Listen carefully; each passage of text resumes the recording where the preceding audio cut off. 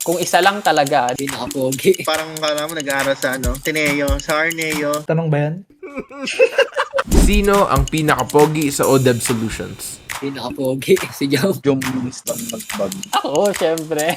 Si Rain. Sabi nila si Jom pero pag logical si Rain siguro kasi mukhang mayaman si Rain Parang kala mo nag-aaral sa Tineo, sa Arneo. Baka si Riv na lang, macho si Riv. Siyempre, maboy, Rim.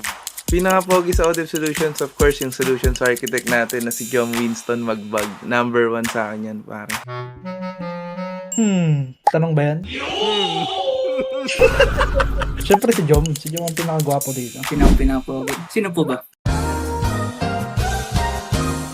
Ako syempre, ako. What's one Odoo module every company should use?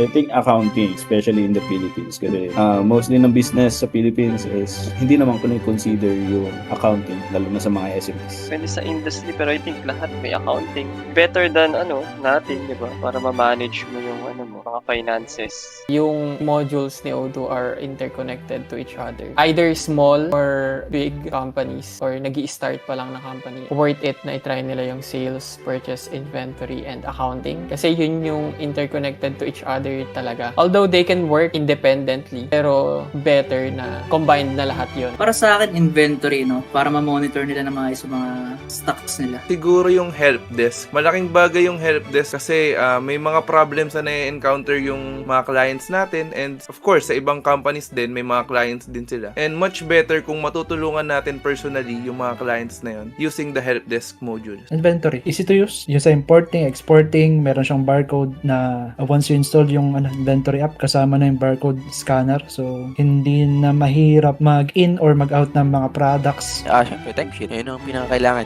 ginagamit for payroll. Kung isa lang talaga, then I think inventory. Malaking impact kasi yung inventory management. So, let's say you can handle sales, purchases, accounting outside Odoo. Pero yung capability mo to track yung inventory ng company is a big impact. What's your hot take? Kasi pag may hot take ka, parang may problema ka eh.